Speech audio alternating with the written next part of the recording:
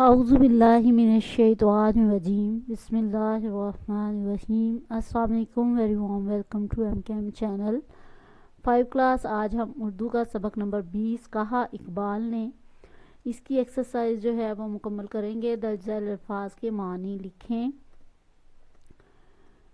मिल्लत कौम, हम अपनी मुल्क को मिल्लत की आन के लिए जानिसार कर देंगे। अच्छा, यहाँ पे ठीक है जी। आगाह बाखबर, हमें इर्द गिर्द के हालात से आगाह रहना चाहिए। मंजिल जगह, मुल्क कौम की तरक्की ही हमारी मंजिल है। रहनुमाई रहबरी, हमें कुरान से हमेशा रहनुमाई लेनी चाहिए। खुतबे, खुतबा की जमा है। अल्लामा इकबाल ने अपने खुतबे यानी अपने खताब में अलग वतन हासिल करने का ख्याल पेश किया। बरमला, खुलम खुला या मुंह पर कह देना। अली बरमला अपना गिला कर देता है। असास, बुनियाद, पाकिस्तान की असास इस्लाम पर रखी गई। चर्चा, शोहरत, मशहूरी, तमाम दुनिया में इकबाल की शायरी की का चर्चा है। अच्छा जी, उसके बाद है कालम अलिफ को कालम बे से मिलाएं और इसमें मिसरे जो हैं वो हम मुकम्मल करेंगे। अलिफ और बे, ठीक है जी, ये सेम कलर हमने कर दिए हैं। जैसे रहनुमाई के बैकग्राउंड में ग्रीन कलर है, रहनुमाई के लिए भटके हुए इंसान की हैं। मुस्लिम और हिंदू दो अलग ही सिलसिले। मशवरा अहले वतन को फिर दिया इकबाल ने। शायरों ने कब कहा था जो कहा इकबाल ने। अपने खुतबे में कहा ये बरमला इकबाल ने। अच्छा जी, उसके बाद है हरूफ हैं, उनको मिला के अल्फाज बनाना है जो कि है मिल्लत, और फिर मिसरा जो है वो नज़म से ढूंढ के लिखना है। मुल्क व मिल्लत का बहुत चर्चा किया इकबाल ने। बचपन नहीं, ये दरअसल बच्चों है। हाँ जी, कौम के बच्चों को दी क्या क्या दुआ इकबाल ने। फ़र्ज़, नौजवानों को किया आगाह इनके फ़र्ज़ से। मंजिल, इनकी मंजिल का दिया इनको पता इकबाल ने। अल्लामा इकबाल ने किस बात का चर्चा किया। अल्लामा इकबाल ने मिल्लत का चर्चा, कौम की बात की। बच्चों को क्या दुआ दी। अल्लामा इकबाल ने बच्चों को दुआ दी कि खुश रहो, लिखो पढ़ो, खिदमत करो और आगे बढ़ो। पैगंबर के बारे में अल्लामा मोहम्मद इकबाल ने क्या कहा। इकबाल ने कहा, भटके हुए इंसानों की रहनुमाई के लिए अल्लाह के बाद आप सल्लम की ज़ात ही है। ठीक है जी, अगर हम अल्लाह के बाद किसी की ज़ात से रहनुमाई ले सकते हैं तो वह हुज़ूर सल्लम की ज़ात है। इस मिसरे का मफ़हूम लिखें। मुल्क एक ऐसा बनाओ दीन हो जिसकी असास। इकबाल ने कहा कि मुसलमानों, दुनिया में एक ऐसा मुल्क बनाने के लिए जद्दोजहद करो जिसकी बुनियाद नज़रिए इस्लाम पर हो। एक पाकिस्तानी होने की हैसियत से अल्लामा मोहम्मद इकबाल का हम पर क्या एहसान है, यानी हम एक पाकिस्तानी कौम हैं तो हम पर वो क्या एहसान कर गए।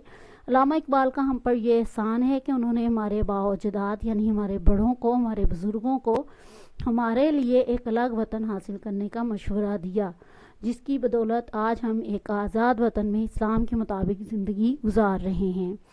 नज़म बच्चे की दुआ पढ़े हैं और ये इसमें क्या दुआ मांगी गई है। नज़म बच्चे की दुआ में बच्चा दुआ कर रहा है, ए अल्लाह मुझे इल्म की रोशनी फैलाने वाला बना दे, गरीबों, दर्दमंदों और ज़ईफ़ों की हिमायत करने वाला बना दे।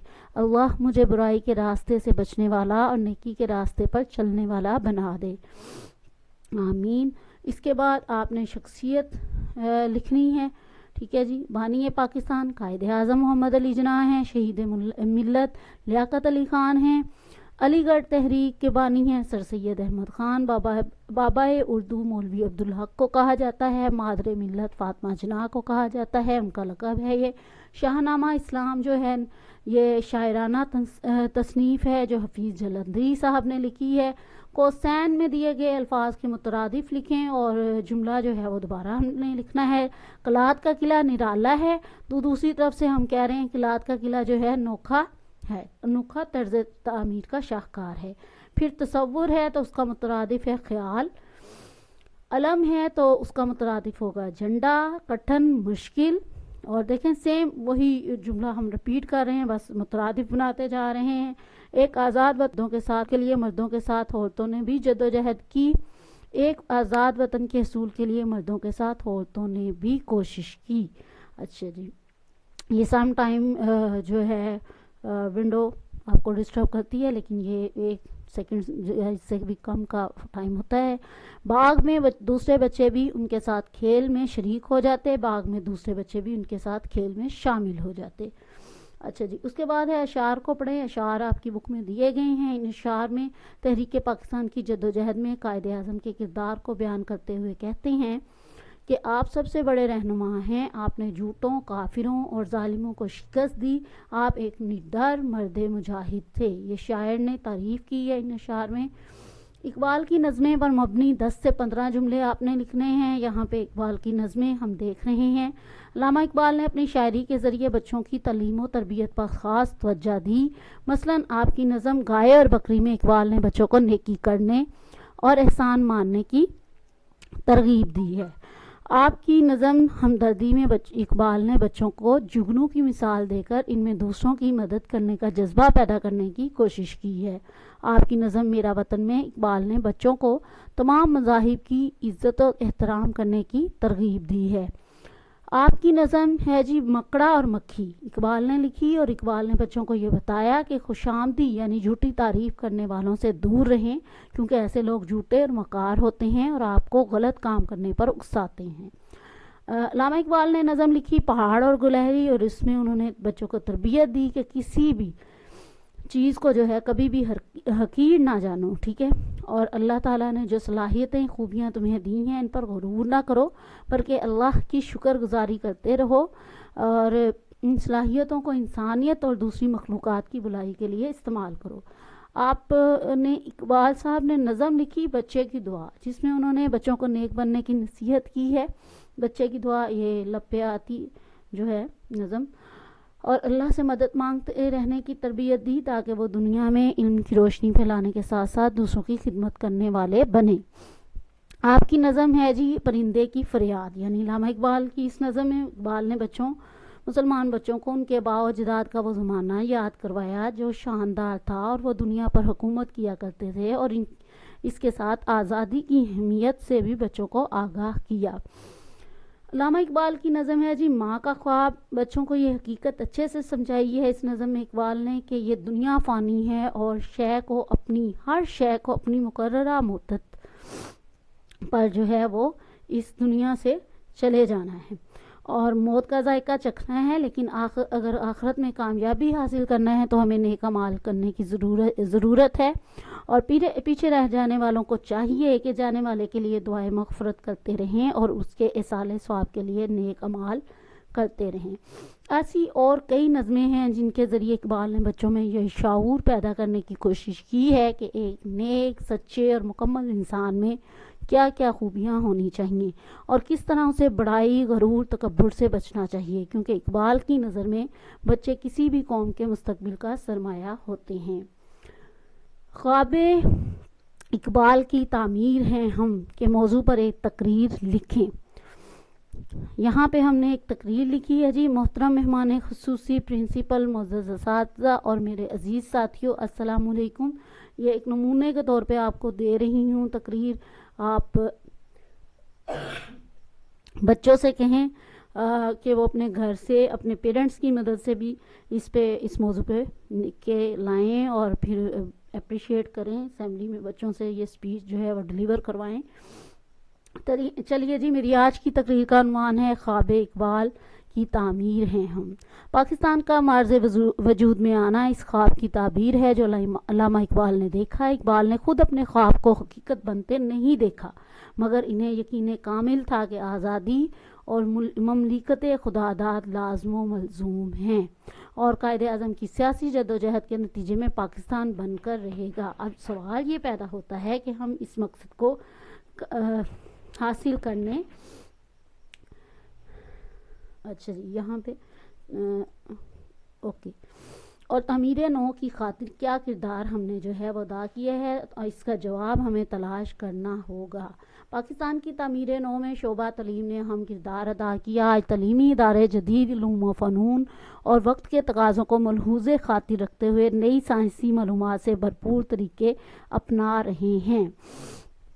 آج پاکستان میں حصول علم کی خاطر ہر باشعور گھرانہ سخت محنت اور سرمایہ کاری کو شعار زندگی بنا چکا ہے، یعنی اتنی زیادہ تعلیم کی اہمیت کو لوگ اب سمجھنے لگے ہیں۔ یہ سب علامہ اقبال کے بتائے ہوئے راستے کا نتیجہ ہے کہ ہم یہ یقین رکھتے ہیں کہ دشواریاں شخصیت کی تعمیر میں کام آتی ہیں۔ آج سائنس، طب، ٹیکنالوجی، صنعت، زراعت کے ماہرین ہمارے ہاں موجود ہیں، یہاں تک کہ خطاطی، مصوری اور شاعری میں بھی ہم کمال شہرت رکھتے ہیں، لیکن ضرورت اس امر کی ہے کہ اپنی اس ذہین قوم کی صلاحیتوں کا بھرپور فائدہ اٹھانا کیسے ممکن ہو سکتا ہے۔ اقبال کی نگاہیں دور رس تھیں۔ آج کے حالات میں جب چوری، ڈکیتی، قتل و غارت، فرقہ واریت جیسے گناؤنے سانپ ہمارے ملک کی جڑیں کھوکھلی کرنے پر تلے ہیں، ہمیں افکار اقبال پر عمل پیرا ہونا ہوگا۔